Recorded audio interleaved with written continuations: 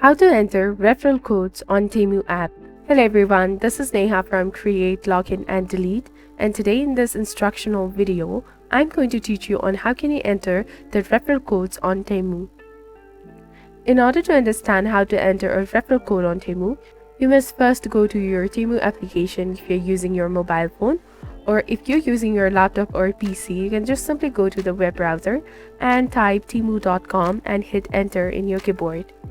Make sure you're logged into your specific account over here, and then simply click on your name or the profile icon over here. And among all of these options, you're supposed to click on coupons and offers, which is just below your profile option. Click on it. After you reach into this page, within this area, you will discover the field where you can type in the referral code, input the code right here, and then hit apply. Once the code has been applied, you're ready to move forward.